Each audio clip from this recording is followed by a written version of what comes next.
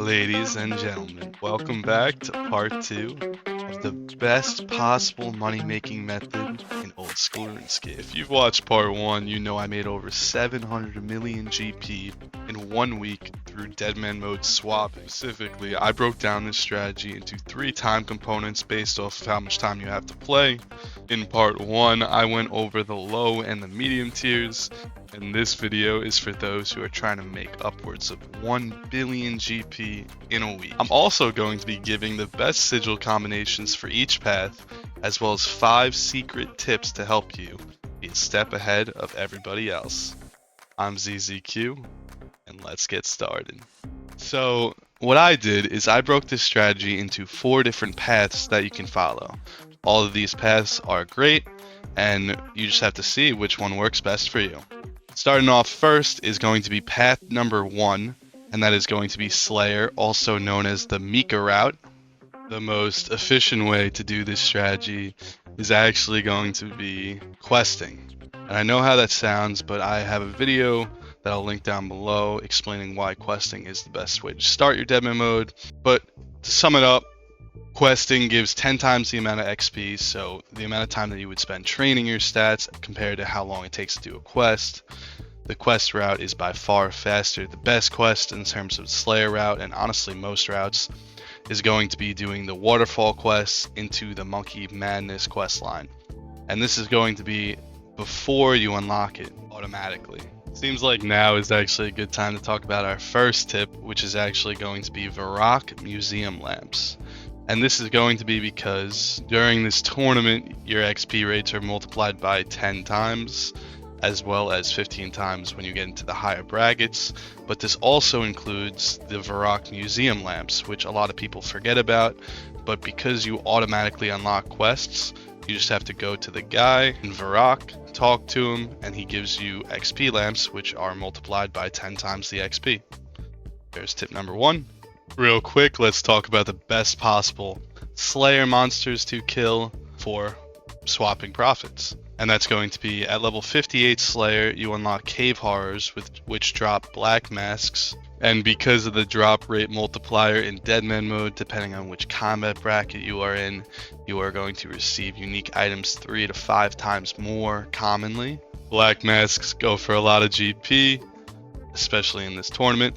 And at level 70 Slayer, you unlock Cuirasks, which are not the best task, but they do drop a lot of rune items, which also go for a lot of GP. Skeletal Wyverns, Gargoyles, and Necreals are also worth a mention, but the real money comes in at level 85 Slayer, which is when you unlock Abyssal Demons.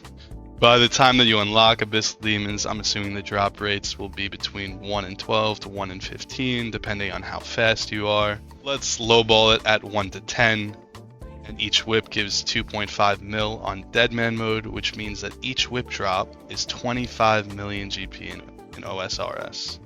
And considering the fact that they drop 3 to 5 times more commonly, depending on your combat bracket, you can only imagine how profitable whips are. At level 87 Slayer, you unlock the Kraken, which drops the Kraken Tentacle, which doesn't really go for much, but it drops the Trident, which goes for a lot of GP, so that one should be noted as well.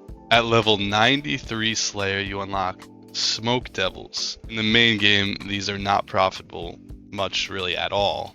However, in Deadman mode, the Occult Necklaces go for up to 8 to 10 million GP, and with the swap rates, you can do the math of how insanely profitable it is to get 93 Slayer in the Deadman mode tournament. Lastly, if you are going to be taking the Slayer route, I composed the best possible sigil combinations for you, so you don't have to worry about that. Just take a screenshot. And now let's move on to path number 2. Alright, it is time to move on to path number 2. That is going to be skilling. Honestly, I feel as though the best way to talk about skilling in Deadman mode is really just to talk about the sigils and the best sigil combinations. Up on the screen is a list of all the important sigils, but let's talk about 4. Out of the 4 total sigil combinations, the Sigil of Remote Storage is actually going to be extremely important. What this does is when you're mining, fishing, woodcutting, or farming, it automatically sends your resources to the bank. All of your resources. The regular Sigil of Storage is decent, but it only does 90%, which makes it a lot less AFK. If you are a skiller as opposed to a PVMer or PKer, I highly suggest the Sigil of the Infernal Smith. What this does is it instantly forges bars from the ore that you mine. If you have the Sigil of Remote Storage and the Sigil of Infernal Smith, every ore that you mine turns into a bar, and the bars go directly into your bank. Also, if you combine this with the Sigil of Enhanced Harvest, which gives you triple resources as Deadman mode, it's unbelievably overpowered when you think about it. Every single ore that you mine turns into a bar, on top of the fact that you're getting 3 times as many, so you get 3 bars for 1 ore that go directly into your bank. Next, let's talk about the Sigil of the Hunter. What this does is you gain 3 Chinchampas every single time that you would catch 1. And considering the fact that they're coming out with a new sigil to make Chinchampas more effective, and how high demand they are to begin with, you can get yourself a lot of GP per hour as a skiller doing Hunter. Lastly, an honorable mention is the Sigil of Agile Fortune. I talked about that in part 1, so I'll just do it quick. Every single time that you get a Mark of Grace, you get 10,000 GP. Alright, so I feel like now is a good time to talk about our second secret tip. And that is going to be that the looting bag and ice sacks work everywhere. And I didn't know this for the longest time, and even when I did know it, I forgot. So basically, the looting bag that usually would only work in the wilderness, you take it with you everywhere.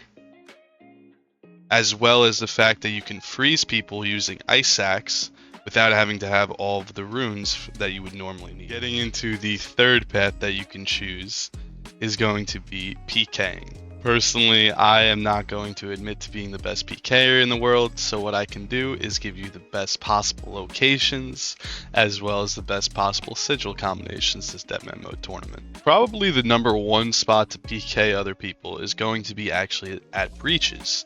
This is because everyone cannot get enough of them, as well as the fact that this Deadman Mode tournament, they said that they're going to make them more spread out, making players a lot more vulnerable to single out. Honestly, it's probably not the most honorable thing to kill people while questing, but especially in the higher brackets, people are not really going to expect you as much. So if you camp popular spots during the tournament, you can kill people doing quests. Obviously, people are going to be doing the Moons of Peril this Deadman Mode tournament, so you can check out that spot, as I'm assuming it will be a very good PKing spot, as well as Barrows, God Wars Dungeon, raids, etc.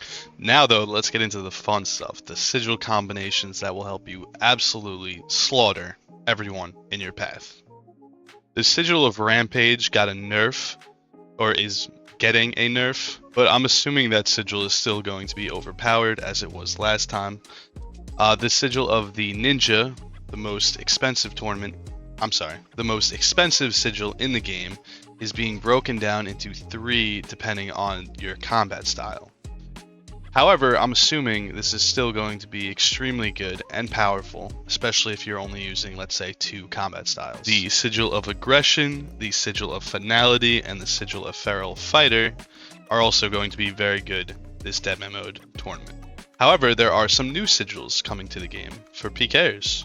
The Sigil of Barrows is going to be added, which prevents armor from being degraded, as well as gaining a 40% accuracy to attacks from Barrow's weaponry, which honestly makes risky PKing like Darok bombing your opponents honestly a very good strategy. Most PKers probably will not be thinking about combining this with the new sigil of Adroit, I believe I'm pronouncing correctly. What this sigil does is for every 1 HP level that you're missing, you gain 1% accuracy, which means let's say you're missing 90 HP, you gain 90% accuracy. If you combine these 2 sigils together, it means is if you have full Daroks and you're sitting on, let's say, like 20 HP, not only are you going to hit incredibly hard, you are going to be unbelievably accurate as if you had a Void Waker in your hands. However, if you use this strategy, please do not kill me in the tournament. Thank you. Let's talk about tip number 3, which is going to be that the Sigil of Versatility is unbelievably overpowered. A lot of people overlook the fact that you can switch your spellbook without having to teleport to where you would normally do it, or even to build an altar inside your house. All you have to do is activate the Sigil and you can change to any spellbook. Alright, secret tip number 4 is actually going to be use an alt account, if you have one. And that is going to be because during the first day or two of the tournament, when swapping rates are insane, if you have an alt account supplying you, whether it be Dragon Bones or doing the Agility Pyramid, I got a lot of low time methods that are great for alt accounts in part 1. Anyway though, let's get into path number 4. We're going to be calling this the ZZQ method, just because it's exactly what I'm going to do. The first thing that I'm going to be grinding is actually quests. It'll only take a couple hours to get the waterfall quest done, amongst a few. I have another video about that. Main goal is to complete Monkey Madness 1. And this is because Dario's training is going to give an insane amount of XP, and how quickly it takes to do that quest compared to how long it would take to grind the actual stats themselves, it doesn't really even compare at all. So that's one thing I regret from last tournament that I'm going to be doing this tournament. Also, as a side note, make sure that you subscribe because I'm going to be making a series on Deadman mode if that's what you're into. Anyway, the next thing that I'm going to be doing is actually another quest, the Moons of Peril quest line, because obviously it unlocks the Moons of Peril. That will be an insane moneymaker, and I'm hopefully going to get there day 1 of the tournament. And after that, no more questing, no Slayer. Slayer, don't get me wrong, Slayer is a great strategy, but you have to really be quick about it. I'm going to be focusing personally on PVM. Specifically, I'm going to be doing Barrows as well as God Wars Dungeon. The goal is to do all of the God Wars Dungeon bosses quickly so that I unlock next, which will be insanely profitable if I can snag myself a Torva piece. I will also probably be doing some Zora, grab myself a Fire Cape, and I know a lot of people are going the Cox route, which in terms of raids, it is a great raid. But personally, I feel as though clans are going to camp it, so I am also going to be avoiding TOA. Instead, I will be doing Theater of Blood. Honestly, it should be very interesting because I am pretty good at TOA, but I am not so good at TOB whatsoever. However, with a great Sigil combination, it should be very easy and very fun. And that reminds me, let's get into my personal Sigil combination that I will be going for. Especially for TOB, Theater of Blood, the Sigil of Titanium is honestly a must, so that is going to be a top tier Sigil that I'm going to be going for. A close second to that one in terms of protection from monsters is going to be the Sigil of Rampart, and below that, the Sigil of Fortification. To do more damage in PVM, the best possible Sigil for a PVMer is going to be the Sigil of Meticulousness, which is a new Sigil added to the game.